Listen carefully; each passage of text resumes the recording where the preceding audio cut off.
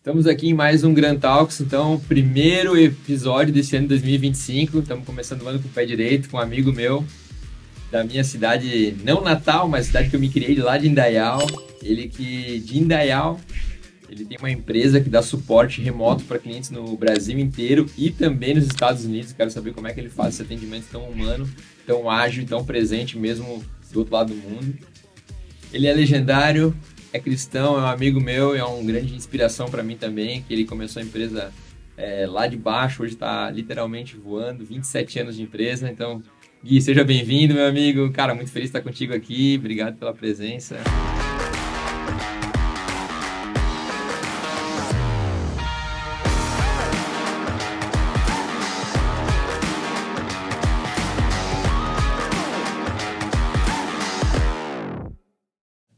Eu que agradeço, é uma satisfação estar aqui junto com você, uma pessoa que eu admiro tanto e venho acompanhando, um cara aí que cada dia vem evoluindo mais e mais, que a gente todo dia está aprendendo, né? E a palavra que tu colocou ali na apresentação, falando sobre o atendimento humano, né? Atender pessoas é um desafio, né? Porque quando a gente lida com pessoas, prestar serviço, é uma coisa, geralmente, uma das mais difíceis hoje, lidar com pessoas. E na AGB a gente vem cada vez melhorando, melhoria contínua na questão de atender as pessoas de forma cada vez mais humanizada. Hoje a gente está muito no mundo cada vez mais automatizado, robotizado, mas esse lado humano ele tem que ser preservado, porque você consegue entender a pessoa mais na essência, né, e dar aquele atendimento especial. Às vezes a pessoa não está num dia muito bom, ela vai chegar de uma forma mais grosseira, mas se você saber como conduzir esse atendimento, você vai mudar o dia daquela pessoa, né? Com certeza. Eu falo muito assim que a gente tem que sempre lembrar que do outro lado da tela, ali do celular, enfim, tem um ser humano, né, que está com aquela outra tela do outro lado. Então, o atendimento, por mais que hoje a gente tenha tecnologia, tenha recursos, né, ele tem que ser ágil, nós temos que usar a tecnologia, mas acima de tudo ele tem que ser humanizado. Ele sempre tem que entender que do outro lado tem um ser humano, né? Isso é algo que eu sinto na tua empresa, sendo cliente, fazendo um merchan já aqui, né? E eu sinto isso da tua empresa, viu? Parabéns, porque sempre sinto que eu tenho ali um atendimento humano do outro lado, né? Aquela coisa robotizada, né? Que nem algumas interações a gente tem que não são tão felizes quanto as empresas, mas eu tenho isso com vocês. É isso aí, obrigado pelo feedback. E a gente vem se desenvolvendo muito, né, lá na GB. Como você falou, a gente já está aí um bom tempo no mercado, cada vez mais maduro, preparado para atender as demandas, seja em qualquer lugar do mundo, né? A GB hoje não é mais uma empresa local, nem regional, nem estadual. Ela já abrange todo o mercado nacional e, inclusive, internacional, onde a gente tem clientes com operações fora do país, seja na América do Sul, América Central e até América do Norte. E a gente também, eventualmente, aí tem atendido clientes que têm começado a operação fora, indo para a China, onde acaba tendo, às vezes, um escritório estratégico, e a gente dando esse suporte, né, à distância, não o cliente tendo a necessidade de ter um custo lá fora que é muito mais alto, né? Obrigado mais uma vez aí pelo feedback. E assim, tu está no meio das tecnologias, né? Eu vejo que hoje no nosso segmento, diga assim, a construção civil hoje ela ainda é muito arcaica, né? As tecnologias, os métodos construtivos, as tecnologias que a gente usa hoje, por exemplo, a questão de, falar assim, vamos falar algo muito antigo, empilhar tijolo, nossa, algo muito antigo. Então, assim, desde as tecnologias, dos métodos construtivos, a gente vê que tem muito potencial de evolução, né? Assim como ferramentas, sistemas, tudo está no meio da tecnologia. O que tu vê de novidade aí para a construção civil? O que de repente a gente já pode sair implementando lá a grandeza já a partir de amanhã? O que tu vê assim de novidade da parte da inteligência artificial e tecnologia geral, assim, da tua área para a construção civil? E o que tu vê, assim, de previsão para um futuro que tu vê que pode acontecer nos próximos anos aí? Se a gente pegar a construção civil, principalmente aqui onde a gente está, né, o mercado litoral catarinense, eu vejo que é um mercado despontando a nível de tecnologia e obras mais robustas, né, obras mais avançadas, obras grandiosas, onde requer sim a tecnologia e, de fato, eu vejo que a tecnologia vai ser um grande aliado nas obras, seja desde o lado estrutural, do engenheiro lá que usa um software para projetar uma obra, que isso já existe há muito tempo, né, são softwares que evoluem um pouco, seja uma inteligência artificial para automatizar um processo, uma inteligência artificial para fazer uma gestão de uma obra, desde a matéria-prima. Pô, eu consumo ferro e cimento. Quanto de ferro e cimento eu tenho aqui no meu estoque? Isso ajuda as consultoras também a não ter que fazer um estoque tão grande, a inteligência artificial, porque ela começa a olhar para o teu gasto diário, gasto mensal, gasto semanal e começa a te dar tomadas de decisão. Ô, Cássio, pô, dentro de 5 dias, essa matéria-prima vai chegar no mínimo, vamos fazer a reposição do estoque. Então, a inteligência artificial ela não vai só estar ali olhando para coisas muito... A gente fala hoje de inteligência artificial, tem gente que pensa coisas totalmente faraônicas, mas a inteligência artificial ela vem para automatizar processos também, né? Automatizar processo, ajudar a tomar decisão.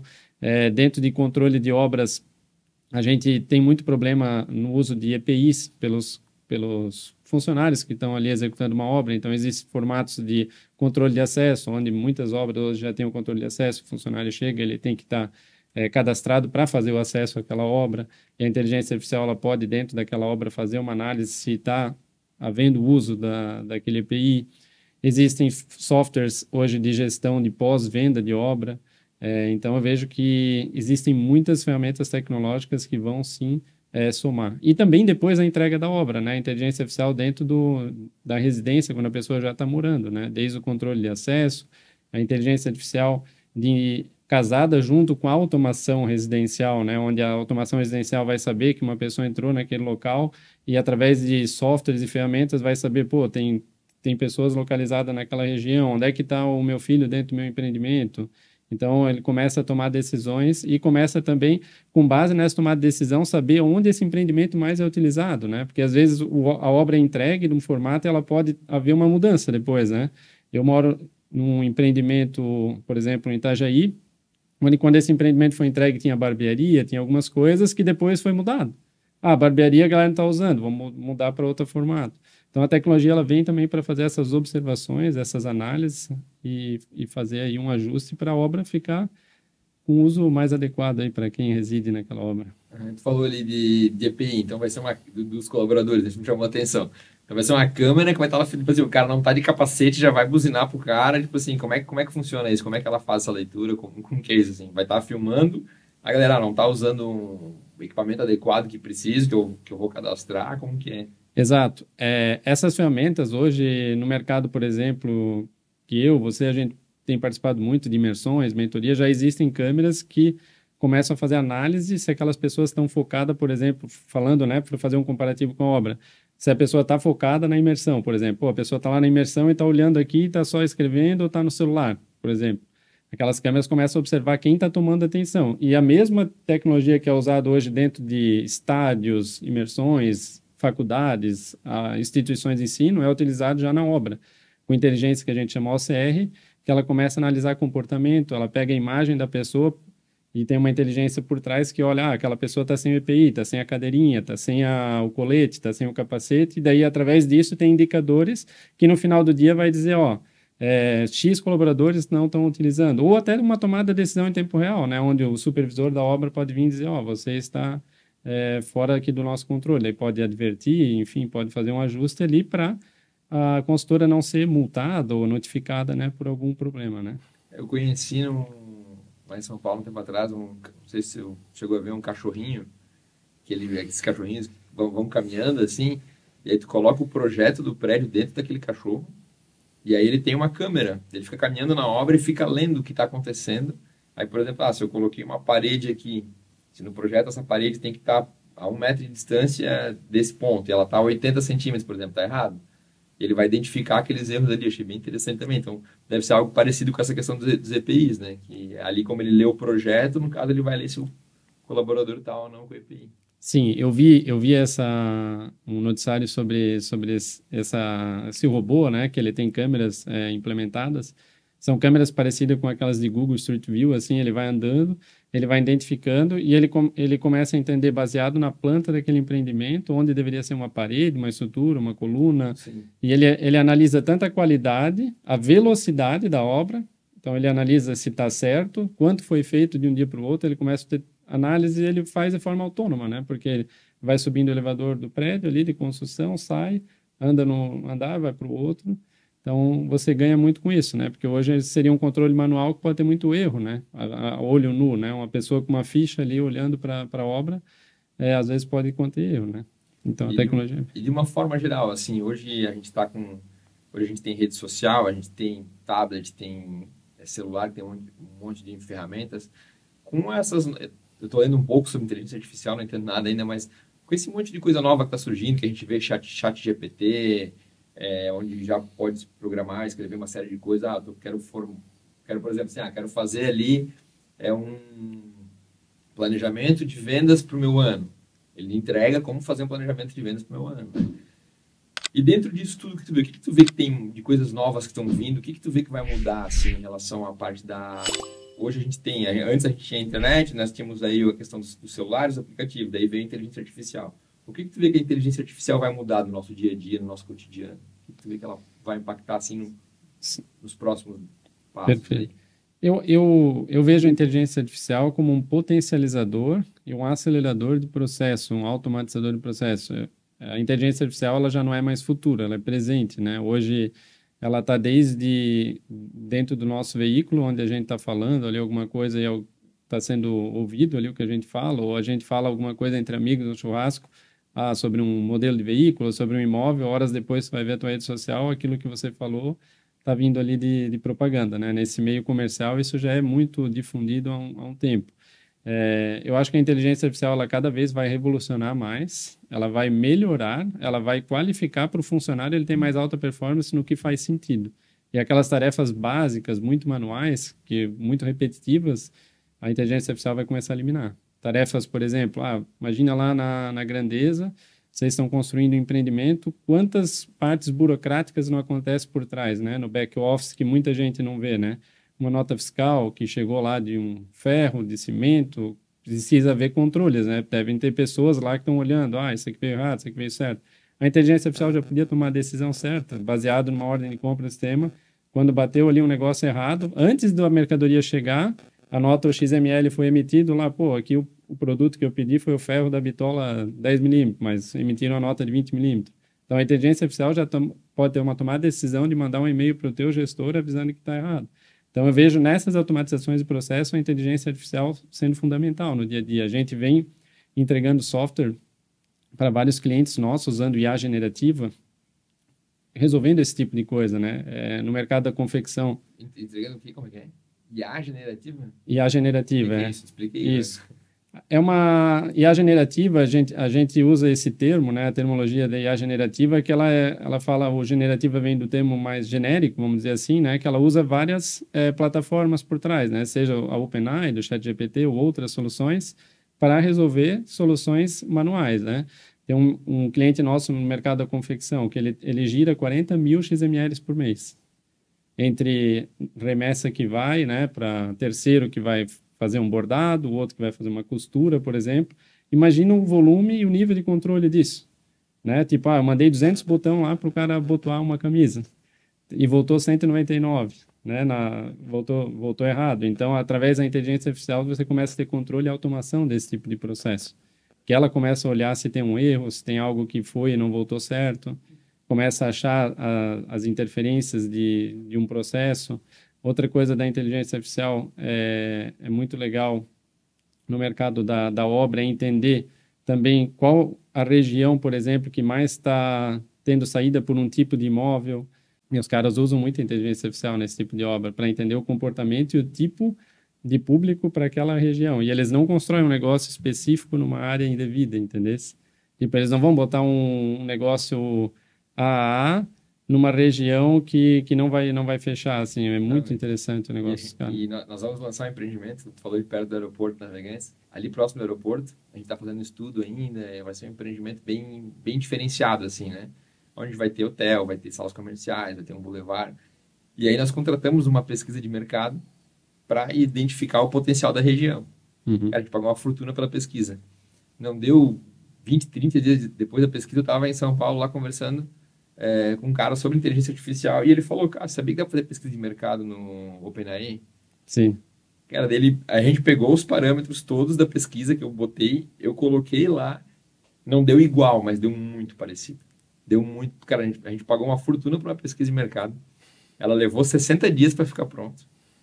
E aí, os mesmos parâmetros que eu passei pro pessoal da pesquisa, eu coloquei no chat GPT e deu, sei lá, 2 minutos, ele me entregou algo muito parecido. Sim, é sensacional. Tu usou o ChatGPT, a versão paga ali, provavelmente, né? Eu usei o chat GPT. Aí tem um nome lá, não Ou lembro. 4.0, né? 4.0. Ali no 4.0 você consegue criar prompts, que você consegue criar uma estrutura de prompts, onde, por exemplo, teu time de engenharia, de vendas, pode fazer perguntas. O que é prompt? Eu não sou Prompts é como se fosse um questionário, né? Vamos supor que tu quer fazer 50 perguntas em ordem, né? Tipo, quem é a pessoa, qual o perfil dessa pessoa, ele vai fazendo perguntas e cada pergunta vai derivando em novas perguntas, né? Quem é a pessoa, de onde ela é, qual que é o gosto dela, ela prefere casa ou apartamento? Quantos metros? Ela vai evoluindo as perguntas, vai evoluindo, o prompt ele vai evoluindo e vai fazendo algumas perguntas específicas. Por exemplo, no mercado da construção civil ele poderia perguntar qual que é a faixa média salarial, o que essa pessoa, o que seria diferencial no imóvel para ela? Seria ter a piscina ou seria ter um espaço para o pet dela? Então, ali no OpenAI, tu consegue fazer um engenheiro, a gente chama de engenharia de prompts, né? Onde tu cria um prompt teu e aí tu consegue jogar esse prompt para o teu time utilizar, né? E trazendo agora, a gente está falando do lado da consultora, e trazendo agora do lado do nosso cliente, que vai comprar um imóvel, ele consegue também no ChatGPT, por exemplo, que é o que a gente está falando agora, ele fazer uma pesquisa de mercado para saber se ele está comprando bem, se o produto que ele está comprando é bom, o que é o preço da região. Por exemplo, assim, eu vou comprar um imóvel numa cidade que eu não conheço. Pô, fui te visitar lá numa região, lá nos Estados Unidos, num lugar que tu gosta, pô, gostei daquela cidade, quero comprar um imóvel lá, mas não conheço nada. Eu consigo também fazer o caminho ao contrário, em vez de a gente estar falando da incorporadora, fazer uma pesquisa de mercado. Eu, cliente, fazer uma pesquisa de mercado para me posicionar. Com certeza. Eu não consigo afirmar exatamente a pergunta que tu fez, né? Mas, por exemplo, eu uso o ChatGPT hoje, eu digo que 30% a 40% do meu dia, vamos supor que eu consumia lá para fazer tarefas, de redigir um e-mail, para falar o ponto forte de algo, o ponto fraco de algo, para fundamentar, para mandar para um cliente uma proposta de algo, às vezes mais específico, que não é usual do dia a dia. Eu jogo no ChatGPT a característica do cliente, a ferramenta que eu estou oferecendo, e às vezes coloco uma coisa específica do segmento, da localidade dele, né? Porque às vezes aquela localidade pode usar menos aquela ferramenta e o ChatGPT já traz fundamentado prontinho. Assim, lógico que vai ajustar um ponteiro e outro, mas você ganha muito, muito, muito tempo com a utilização desse tipo de ferramenta. Caramba, que massa, que massa. Gui, e estamos falando de tecnologia, né? E a questão, assim, do dia a dia do trabalho hoje, toda a parte operacional, toda a parte de processo, eu consigo otimizar numa inteligência artificial? Sim.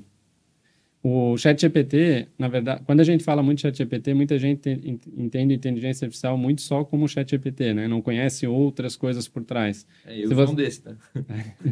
É que se você olhar o ChatGPT, você entrar lá em aplicações que estão lá dentro do ChatGPT, ou pessoas que desenvolveram prompts, como falei anteriormente, ou soluções baseadas no ChatGPT, existem milhões.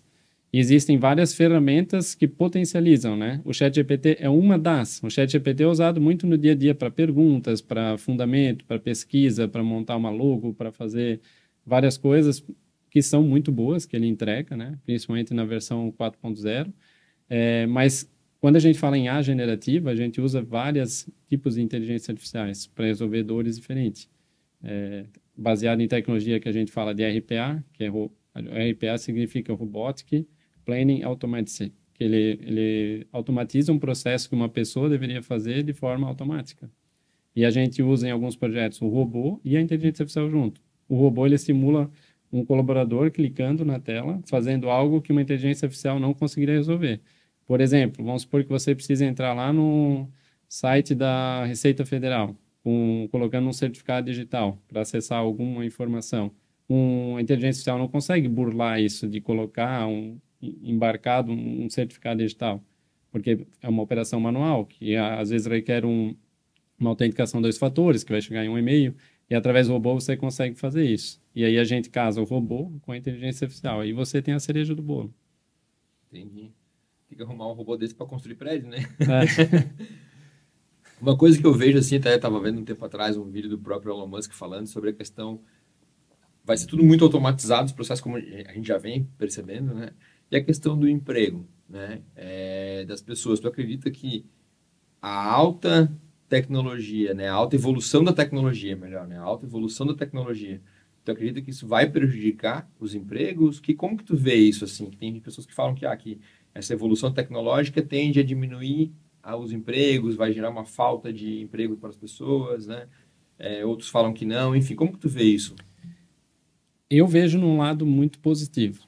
é uma discussão um pouco polarizada, vamos supor assim, né? Quando a gente fala disso, vira quase que uma discussão política, né? 50 para cada lado. Por que que eu vejo o lado positivo? Eu vejo que o emprego ele nunca vai deixar de existir, nunca vai ser tudo robotizado ou vai diminuir. Vai haver necessidade de pessoas que não querem se desenvolver, por isso que eu tenho um bordão chamado sucesso não aceita preguiça, né? Digamos que os preguiçosos vão ter que se movimentar, porque hoje dentro de empresa existem muitas pessoas que fazem tarefas muito simples, manuais, que a empresa requer porque não tem algo automatizado dentro daquela empresa, ou uma tecnologia, ou uma esteira, por exemplo, vamos imaginar uma empresa que faz expedição do produto. Existe muita empresa que faz de forma muito manual, o cara tem que pegar a caixa aqui, levar para lá, levar para lá, levar para lá. Mas a partir do momento que essa empresa botou uma esteira que leva a caixa até lá, já 3 pessoas, talvez a menos, não vai requerer naquele setor. Ou um local de expedição, que atualmente, o cara vende no e-commerce. Atualmente o cara tem que ir lá, pegar a mercadoria, tirar daqui, conferir, passar aqui, levar aqui, botar numa outra caixa, outra pessoa pega, bota no caminhão. Existem hoje tecnologias muito avançadas e muitas empresas têm formas, por exemplo, acho que a Van tem várias empresas do mercado têxtil que é automatizado. Se você for lá no centro de distribuição, lá, o robô vai lá, pega a caixa, vem aqui, confere, ou pega o QR Code, lê, bate com o sistema, essa mercadoria leva até o caminhão. Então, assim, isso a tecnologia ela vai fazendo, mas nunca vai substituir a pessoa. E vai ter a pessoa que vai operar o robô, a máquina, que vai dar o comando, tem o motorista que leva o caminhão. Então, eu vejo que as pessoas que têm tarefas manuais, elas têm que se desenvolver, estudar, para fazer a gestão desses robôs, dessas máquinas. Eu vejo que vai mudar um pouco o tipo da alocação desse colaborador, né? Tu diz então que será algo muito parecido que a gente teve na Revolução Industrial, porque na Revolução Industrial também falava a mesma coisa, né? Sim. Assim, que vai acabar os empregos e agora tudo virou máquina. Mas muito pelo contrário, né? A gente ainda hoje tem uma falta de mão de obra, a gente vê que tem... O Brasil fala assim em desemprego, mas eu vejo que nós aqui, pelo menos nossa região, está em pleno emprego. Muito pelo contrário, tem mais emprego que gente para trabalhar, né? Então, tu acredita que essa evolução que a gente vai ter agora na tecnologia vai ser similar à evolução industrial? Eu acho que sim, acho que vai mudar um Vamos pouco. Ter que evoluir como seres humanos. Eu acho que vai mudar um pouco de cultura. Se a gente olhar para o mercado americano, por exemplo, já tive várias vezes nos Estados Unidos. O mercado americano, essas pessoas que fazem tarefas, talvez lá atrás, não tem como comparar o tempo, o mercado americano já evoluiu há muito tempo, né, em tecnologias, em indústrias, estão muito na frente, mas o mercado americano, hoje, onde é que essas pessoas, por exemplo, fazem tarefas manuais estão? Estão limpando casas, estão roçando gramas, estão fazendo tarefas que ainda requerem, que não tem um robô lá que fica fazendo tudo isso, né? Então, existe o mercado, mas a pessoa que quer ganhar mais, quer desenvolver, quer ser um gestor, quer ser uma pessoa estratégica, ela vai ter que se movimentar, né? E eu não vejo algo que vai mudar em 1 ano, 2. Eu vejo que é uma coisa a médio prazo. Acho que a curto prazo não existe maturidade no nosso país para ter um avanço tão rápido assim. Minha opinião, né? Tu diz que essa maturidade que a gente não tem é uma questão cultural ou é uma questão de que ainda não... porque a gente vê que por mais que o mundo seja globalizado, as coisas acontecem primeiro lá fora, depois elas acabam vindo para cá, muitas coisas, né? Tu acha que deve ser esse tempo ou é uma questão cultural mesmo, nossa, de adaptação? Principalmente cultura e também economicamente falando, né? O Brasil é um país que agora está começando a mostrar alguns números, né? Diferentes, né? Mas a gente vem aí de alguns anos aí pedalando, né? Então, eu acho que são 2 casos, é cultura e economicamente, porque quando a gente olha para algumas empresas, vamos pegar uma WEG, por exemplo, a WEG é uma empresa que tem pesquisa e desenvolvimento há muito tempo, né? Acho que lá em 1970, na década de 70, eles tinham escola de inovação. Esse dia, assim, uma pessoa da WEG, eu estava numa imersão, ele falou que acho que na década de 70 ou 80 eles já tinham escola de inovação. Então, são exceções, né? Esse tipo de empresa vai avançar muito mais rápido. Daqui 5 anos, o que eu estou falando aqui, talvez eles já tenham concluído, já está rodando. Mas a grande massa das empresas não vai ter peito ainda para fazer isso mudar tão rápido. Falando em economia, tu atende diversas empresas hoje, diversos segmentos, né? Ou tem algum nicho específico que tu atende? Olha, a gente atende praticamente todos os segmentos. Eu não vou dizer que atende todos, porque talvez exista um segmento que a gente não atende, mas a gente atende o varejo, o atacado, a indústria, a manufatura, prestação de serviços, terminal portuário, empresas de importação e exportação, mineradora, fabricadora de pré-moldado, construtora de poste, construtora, a Grandeza. Tu que atende esse público todo, assim, né? Que é bem diverso. Sim. Né? Como que tu vê que se comportou o ano de 2024 para os teus clientes, com base nos teus clientes, e como que tu vê as perspectivas para 2025? Cara, quando eu vou em alguns lugares, amigos empresários, eu sempre falo, tem aquele amigo que o cara vai, esse cara sempre fala que tá ruim, né? Tipo, como é que tá os negócios aí? Tá ruim, mas o cara tá num apartamento melhor, o cara tá trocando de carro toda hora, tá viajando para fora, mas sempre tá ruim, sempre tá ruim. Então, eu não pego muito esse lado, não, eu deixo esse lado de fora, assim. Mas olhando para os números da AGB, a AGB, ela cresceu muito, assim, de forma significativa ano passado, e eu vejo que praticamente todos os segmentos que a gente atende cresceram. Lógico que, às vezes, dentro de um segmento, às vezes a estratégia de um determinado empresário não foi mais assertiva. Vamos pegar o mercado têxtil. O mercado têxtil é um mercado que às vezes eles sofrem por questões climáticas, né? O cara apostou no inverno, não deu frio, não vende.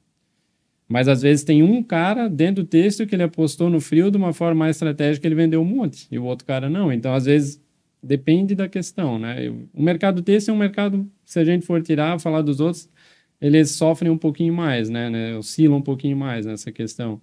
Mas, no geral, a gente vê, assim, os mercados evoluindo principalmente. Eu vejo a construção civil como um grande mercado nosso. A gente tem atendido muitas empresas de construção civil, seja construtoras e sejam empresas que prestam serviço para construtoras, né? Sejam empresas de pré-moldado, sejam empresas que fazem, que é uma indústria que faz algo que vai ser usado na construção civil.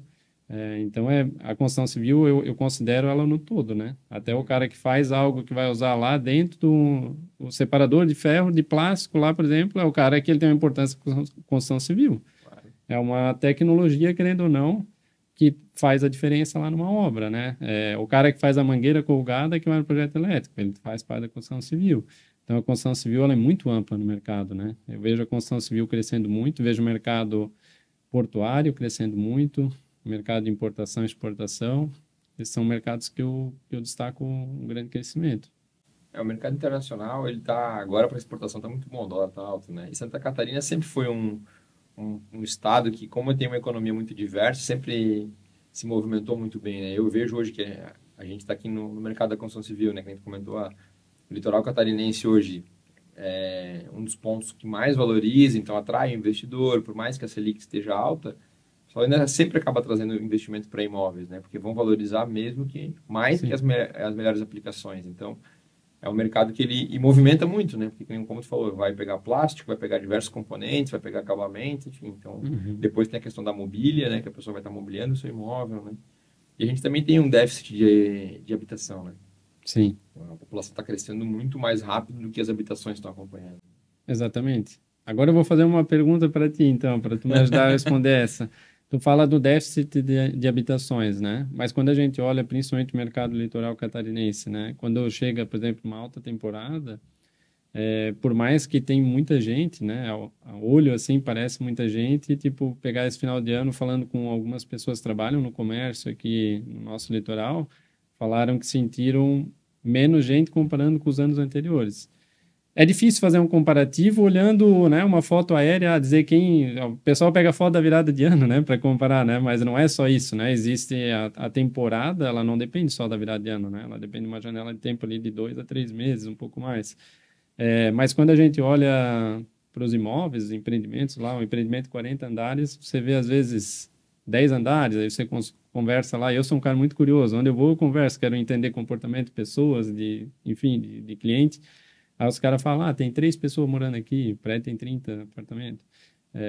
Lógico que talvez tenha um investidor que comprou um imóvel ali, né, para apostar, para investir, enfim. Mas existe um déficit, então, real mesmo. É que, assim, o déficit habitacional, né, residencial, ele existe. Hoje a gente tem uma demanda de imóveis, não falando especificamente do litoral, que tu usou referência de Praia Brava, Balneário Camboriú, Itapema, Navegantes, Penha, Pissarra, são situações um pouco diferentes, né? Já vou explicar por quê. Mas hoje a gente tem um déficit, né? Até porque também no Brasil, até 2032, a gente vai viver o boom demográfico, ou seja, a maior parte da população ela é economicamente ativa, depois que vai começar a ficar a população envelhecer. E a gente vai ter uma outra dificuldade, que é o quê? Imóvel para idosos. Os imóveis no Brasil não são preparados para o público mais idoso, né? Então, a gente tem hoje uma deficiência um déficit habitacional.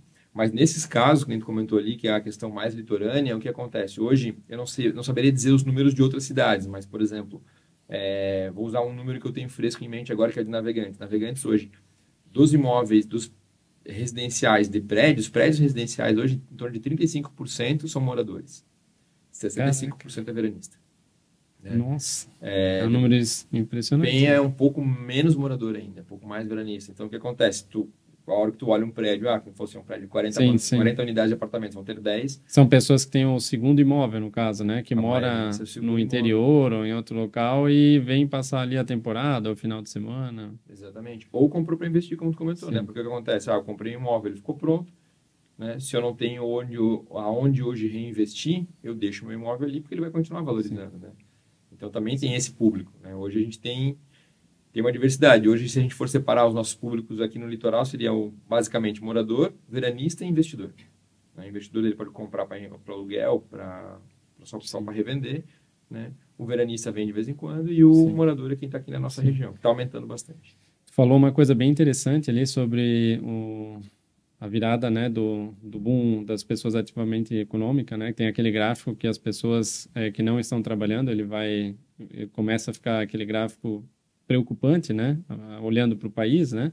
Lá na frente. E uma coisa interessante para a construção civil, né? Tu comentou que os imóveis, a grande maioria dos imóveis não estão preparados, né? Para idosos, às vezes imóvel com muita escada, ou imóvel sem acessibilidade, ou banheiros não preparados, né? A inteligência artificial também pode ajudar o idoso, né? Não digo de preparar o imóvel, né? Mas de ter inteligências, né? De ajudar o idoso ali, né? Com tecnologia, enfim, automatizar robôs, tecnologias, o idoso poder falar com Alexa, né? Poder ali ter uma vida, né? Tecnologicamente ativa, né? Porque essas pessoas, elas estão cada vez mais inseridas na tecnologia, né? Então, a inteligência artificial, ela também vem para somar e facilitar a vida dessas pessoas, né? Assim, tá cheio de vô e vó com WhatsApp, hoje em dia não tem nem o que falar, todo mundo tem, né? Mas vô e vó com Facebook, daí eles estavam no Face, estavam relutando para entrar no Instagram. Sim. Agora estão no Instagram também. Então, assim, a população, ela tá envelhecendo e permanece atualizada, né? Porque hoje em dia é acessível a todos. Então, realmente, o que a gente até teve um outro podcast que a gente gravou aqui, foi com o Marconi, a gente falou bastante disso, porque não da parte da tecnologia, da parte mais da obra, da parte mais civil mesmo, que os idosos vão buscar moradias que se adequem à realidade deles, né? Porque eles vão viver mais e com mais qualidade de vida, né? E os imóveis estão preparados para isso, né? Estão preparados para atender essa demanda? Não tem. Então, é um desafio novo para nós. Acho que uma coisa que eu fiz bem na minha casa nova é que eu construí ela já para minha velhice. Fiz num piso só, deixei um quarto lá já acessível para quando tiver mais idoso, tá tudo preparado já. Mas até lá eu faço outra, né? Confio que lá já vai estar se mudando umas 3 vezes. Uma coisa que a gente faz assim, é algo simples, mas é algo que a gente faz. Todos os nossos apartamentos, pelo menos um banheiro é para cadeirante dentro do apartamento. Sabe? Então, assim, por quê? Porque, por exemplo, a maioria dos banheiros não entra uma cadeira de rodas. Então, tu vai receber uma visita de um cadeirante. O cara não vai nem conseguir usar o banheiro do teu apartamento na maior parte dos casos. E eu vejo isso não só como algo comercial diferenciado, e sim algo que você está fazendo um bem, né, para a sociedade, né? Não é só um negócio que a grandeza vai se diferenciar em vender, ser o diferencial, né, de ter aquilo. Não, mas, pô, tá pensando, né, na pessoa que vai morar lá, ou no parente que vai vir junto, no pai, no sogro, na sogra, né, que vai poder ter uma qualidade de vida melhor, né, estando ali junto, né? Que a gente sempre me coloca no lugar do cliente que está usando o imóvel. Então, eu fico imaginando quão constrangedor deve ser. Às vezes tu receber uma visita de um amigo, não precisa nem ser uma pessoa que tem uma necessidade especial, mas se machucou e está usando uma cadeira de rodas. Exato. Aí o cara, vou lá te visitar. Aí ele chega, nem no banheiro ele consegue ir. É complicado. Então, eu sempre me coloco no lugar do cliente que está morando no imóvel, né? Então, pelo menos o cara, um banheiro, ele tem que conseguir acessar, né? Sim. Que a maioria hoje dos apartamentos ainda não faz, né? Sim. E falando em essa questão, assim, eu vejo que nos Estados Unidos já são muito mais evoluídos nessa questão de mobilidade, né? Praticamente todos os lugares são acessíveis, né? Sim. Os Estados Unidos eu acho impressionante, é um mercado, como você falou no início, né? A gente hoje atende o mercado de fora, Estados Unidos principalmente, a gente vai abrir ainda esse ano, é uma meta minha, e eu vou bater no peito e vou cumprir essa meta. A gente vai ter uma operação lá nos Estados Unidos, um negócio de tecnologia, E quem sabe a gente vai atender a construção civil lá também. Que massa, hein? Tá gravado, hein? Ó, ano que vem já vamos gravar um podcast para comemorar a meta. É isso aí. Meta dada Fechou. tem que ser cumprida, Vamos né? fazer assim, ó. Então, o podcast do ano que vem com o Gui vai ser lá no escritório dos Estados Unidos da GB. Aí sim. Tá marcado, hein? Fechou? Então tá bom. E lá a construção civil, né, principalmente por questões climáticas, eu vejo ela muito mais avançada, né? Principalmente a forma que é construído, né, o empreendimento com steel frame, a forma, mas acredito eu, né, que casa algumas coisas, né? A questão climáticas de acontecimentos que acontecem, né, furacão, etc. E casa também com a velocidade, né, de fazer uma obra, né? Tipo, se eles conseguem, através daquelas tecnologias, a forma de conduzir uma obra muito mais rápida, né? É que tem uma situação que é assim, por que nos Estados Unidos, por exemplo, e Europa, a tecnologia construtiva é tão diferente da do Brasil e de países subdesenvolvidos? Porque nós temos um fator inverso aqui. Aqui o nosso material, ele é caro e a mão de obra ainda é barata. Entende? Por exemplo, se a gente for fazer nos Stados Unidos é tudo steel frame. Steel frame para nós aqui, ele ainda está melhorando muito, mas ele ainda tem um custo mais elevado que uma alvenaria convencional, né? E a nossa mão de obra é mais barata. Nos Estados Unidos, por exemplo, é totalmente o contrário. Lá o steel frame é muito barato. Tu vai numa loja de material de construção, tu pira nos preços lá. Tu começa a olhar. Estava até falando, eu fui lá numa loja lá olhar umas coisas assim, com $1.000 tu monta uma empreiteira de tanto equipamento que tu compra, né? Já que no Brasil tu tem que gastar uma fortuna. Sim. Então, ou seja, só que em contrapartida, a mão de obra é muito cara, né? Sim. Então, assim, como tem uma mão de obra muito cara, eles têm muita tecnologia. A nossa mão de obra aqui, ela ainda é barata, aonde a gente tem materiais bons muito caros. Sim. Né? Então, ainda está arcaico, mas eu acredito que não vai demorar muito para a gente chegar lá, não. Tá? Já tem várias empresas investindo nessa área. Eu vejo que, questão de um curto espaço de tempo, a gente vai estar evoluindo também. Sensacional. Muito bom. E também tem outra questão, assim, na questão do mercado da construção civil, que é engraçado que, assim, tu vai vender uma tecnologia nova, né? Tem uma resistência do cliente que compra. Porque nós temos muitos clientes que, assim, tu vai vender um apartamento, por exemplo, que tem uma parede de drywall, né? Vai ter cliente que vai dar porrada naquela parede, não, eu quero de tijolo. Tem cliente que entra nos apartamentos nossos, bate na parede para ver, essa parede é boa de tijolo, sabe? Então, assim, o público também Sim. tem que estar preparado para isso, né? Porque não adianta a gente colocar uma tecnologia que o meu cliente, cara, não valorizo isso, cara. Gastou uma fortuna, mas eu não dou a mínima para isso que tá colocando aí, eu quero uma parede comum. Né? Então, também tem uma mudança também que tem que ser feita na mentalidade do nosso cliente que está comprando, né?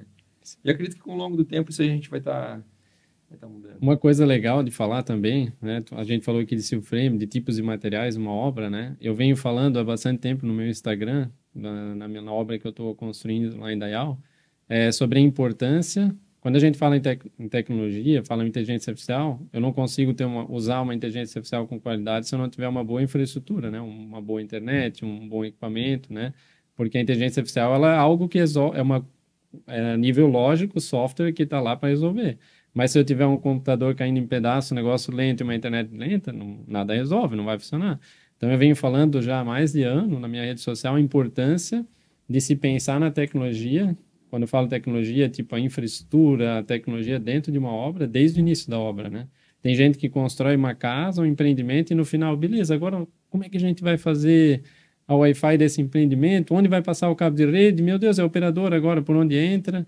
E aí tu vê que o negócio está tarde demais, né? Tem que começar a quebrar tudo, tem que fazer com sobrepor, porque não foi pensado, principalmente na construção civil no mercado industrial, né? Quando tu vai para galpões, assim, a gente pega muito caso de clientes nossos. Hoje em dia não tanto, porque a gente vem reforçando isso com os nossos clientes. Quando a gente vê que o cliente está construindo algo novo, a gente fala, chama nós, para a gente já acompanhar a obra, para o engenheiro, se tiver que botar 2 mangueiras a mais para passar algo aqui, porque no futuro, se fizer outro galpão, vai precisar passar uma fibra ótica subterrânea, já vamos deixar pronto. Porque depois daquilo tudo pronto, paver, asfalto feito, imagina, né? Tu ter que fazer uma infraestrutura, quebrar tudo, né? Tem que estar tudo preparado antes, né? Exato. E falando nessa parte de tecnologia, uma coisa que é engraçado, assim, né? A gente foi entregar um prédio, daí a gente colocou todas as vagas tem infra para carregamento de carro elétrico, né? E aí eu não queria ter colocado uma antena coletiva, a gente acabou colocando aquelas antenas comum, né? Para todo mundo colocar.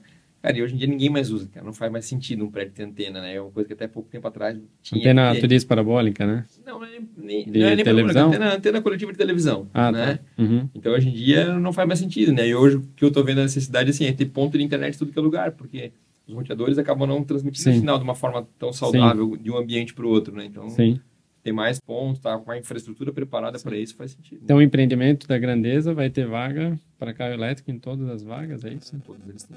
Uau. Todos Aí, ó. têm, Quem está acompanhando aí, ó, fica ligado. Se Todos você quer ter o têm. carro híbrido, carregar ali no plugin, eu já acho que eu vou ser um dos próximos clientes aí. Porque isso é uma coisa que me incomoda. Nossa, o meu carro é híbrido, a gente vai por tudo que é lugar aí, chega num shopping, chega no empreendimento, nunca dá para carregar o negócio. Eu acho que isso é uma coisa que também as consultoras têm que pensar muito, porque é um mercado que vem avançando muito, não é nem tendência, vai acontecer, natural, né? A combustão vai diminuir com o tempo e o elétrico, ou o híbrido principalmente, né? Que é o híbrido plug-in, e são poucos lugares ainda para carregar. Se for ver, muitos empreendimentos não tem uma tomada, não tem nenhuma para uso comum. Muitos empreendimentos lançados agora, que estão prontos, né? Tem gente entrando. E daí o cara tem que trazer um fio lá, não sei de onde, pagar uma infraestrutura, gastar horrores de dinheiro, falar com construtora, falar com o síndico, brigar um monte, para daí conseguir botar uma tomada. Essa questão dos carros elétricos é algo que a gente já, até no nosso podcast com o Thiago, né, a gente falou um pouquinho sobre isso, que não é mais tendência, já é real, né? Hoje em dia todo mundo já se popularizou, né? Até 2 anos, vamos pensar assim, há 3 anos atrás era algo totalmente distante. Sim. Há 2 anos atrás era caro, ano passado começou a se baratear, hoje em dia já é uma realidade muito, muito comum, muito acessível, né?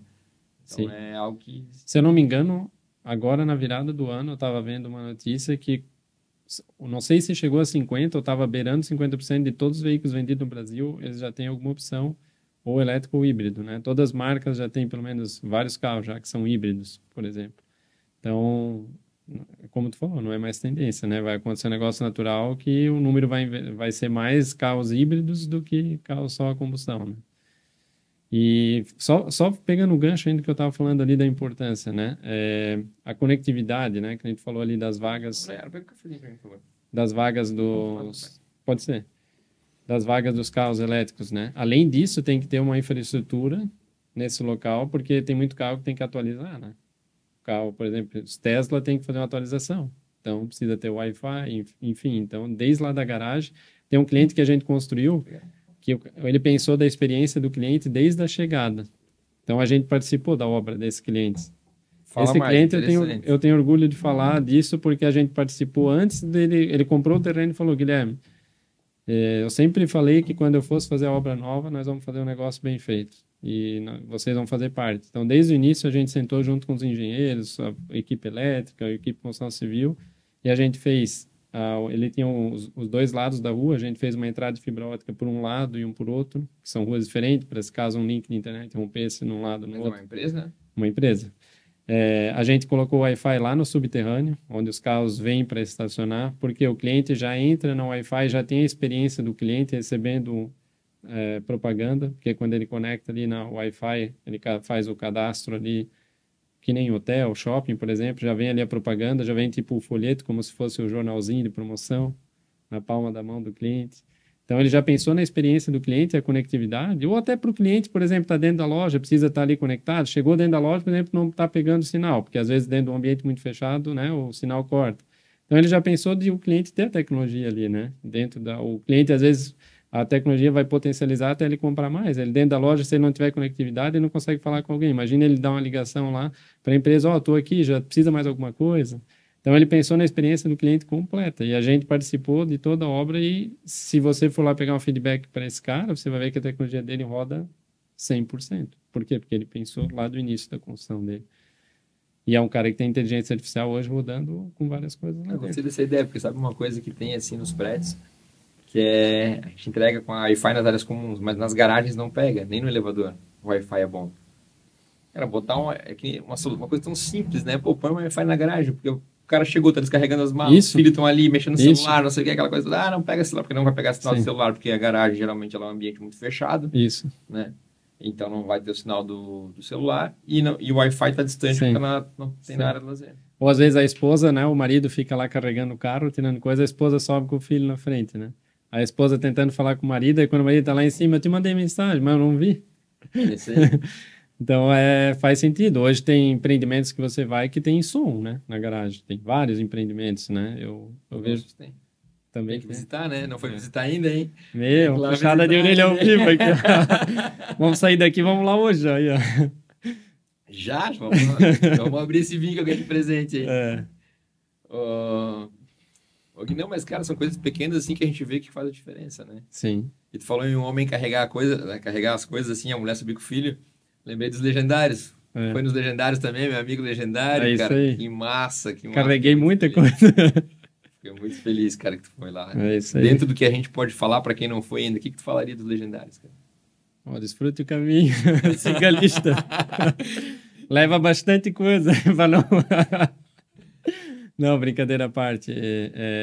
Cara, para mim foi transformador, acho que é a palavra, né? Porque a gente vê que a gente pode muito mais, né? A gente, às vezes, no dia a dia se sabota, né? Tanto como homem, quanto pai, quanto marido, quanto empresário. Enfim, são vários insights, tanto do lado físico, espiritual, mental, né? A gente sai muito mais fortalecido e no último dia eu confesso que não dá mais vontade de ir embora, dá vontade de ficar mais uns 3, 4 dias. Dá vontade de vir embora para ver a família, mas dá vontade de ficar lá mais para vivenciar mais coisas, sabe? Foi uma experiência incrível. Nesse ano eu quero servir. Eu estava com muitos projetos ano passado, o Legendário encaixou no meio, meu, sei como é que eu vou encaixar o Legendário, participando de um monte. Não, vou me encaixar. E esse ano eu quero, com o tempo, me organizar para também poder servir, subir novamente.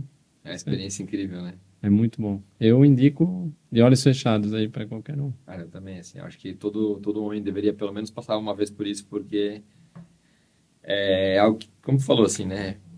Faz a gente refletir sobre nossa paternidade, faz refletir sobre nosso relacionamento com nossos esposos, como eu sou com o marido, enfim, empresário, em todas as áreas da vida, Sim. né? A parte espiritual também.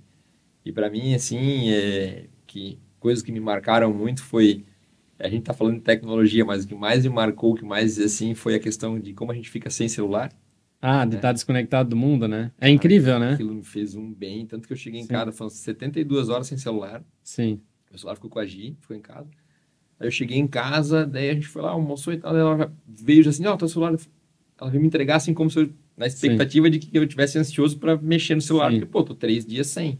Cara, eu fiquei umas 3, 4 horas sem coragem de ligar, e tão bom que tava. Sim, não, e eu igual, igual, eu cheguei em casa, tinha umas 100 mensagens e um monte de pessoa, como foi, não sei o que, Instagram e etc.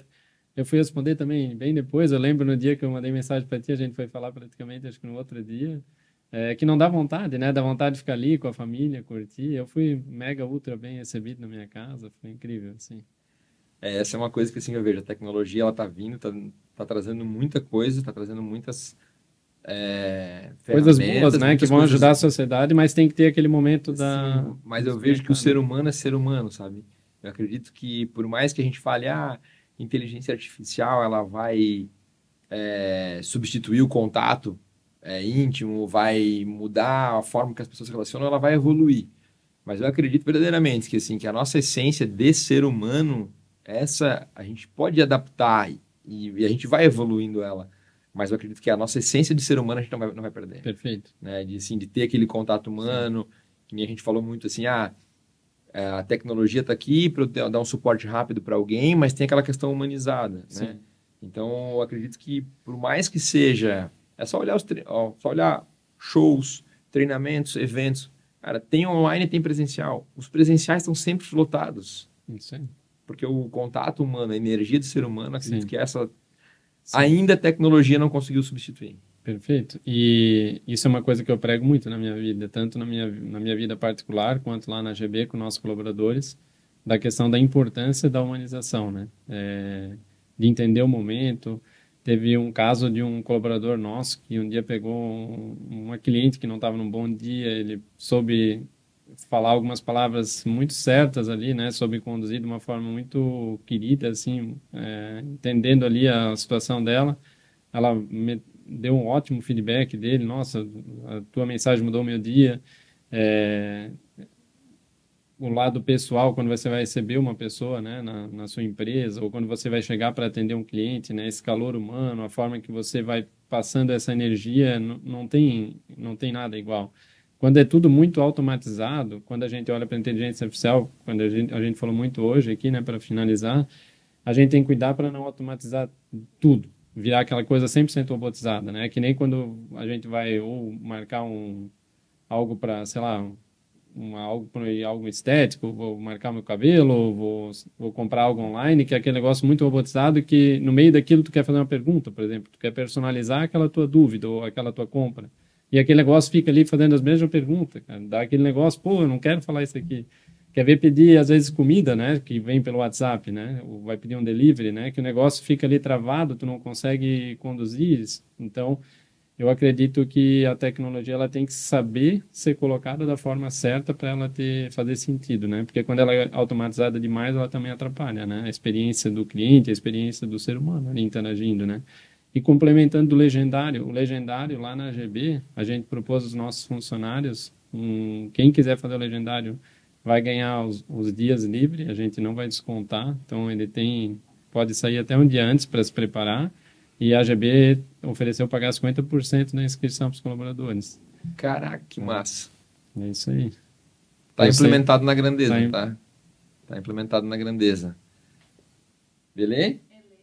Pode ser? A partir de agora? A partir de já. Gostei da ideia. É isso aí. E se o colaborador for mulher? Estende pro marido? Nós temos um monte de mulher lá. Isso eu não pensei lá. Lá a gente pensou porque a maior parte nossa majoritária é homens, né? Estamos precisando contratar homem. Lá tem muita mulher lá, cara. Eu sou muito mandado. Eu sou mandado em casa, mandado na firma. Em casa, duas aí. A mulherada vai pro CIS. A gente deu o CIS presente. Legal. Mas eu gostei do legendário ser implementado. Aí, ó, viu? Como é bom inspirar. É verdade. Cara, obrigado. Obrigadão de coração por estar aqui com a gente, Gui. Valeu. Obrigado, cara. Foi um prazerzaço te receber, Gratidão. tá? Muito obrigado. Pessoal, então finalizamos aí mais um Grand Talks, dessa vez com o Gui, um amigão meu. Tenho o prazer de chamar de amigo. E se você curtiu, gostou, curte, compartilha, comenta, manda um aviãozinho, ativa o sininho e segue a gente aí nas redes sociais. Gui, deixa tua rede social também pro pessoal seguir, tanto da GB como a tua pessoal. Beleza. Da AGB, a AGB Gestão de TI. A minha é um pouquinho mais difícil, é HUEBES, é Ribes, se soletra, né? Então sigam lá os nossos materiais, a gente vem incentivando muito as pessoas a ser pessoas para pessoas, a gente fala muito sobre cultura, eu falo sobre muita cultura empresarial, sobre valorizar as pessoas dentro do seu negócio, sobre família, eu também coloco ali o meu dia a dia, então acompanhe lá. E também não esqueça aí, né, o Cássio já falou, mas grandeza aí, fazendo a diferença, como ele falou, né, quem tem carro elétrico, é um som já na garagem, eles têm, coisa que os outros não têm, ó. Aí, ó, garoto propaganda caro esse, hein? Valeu. Valeu, obrigado.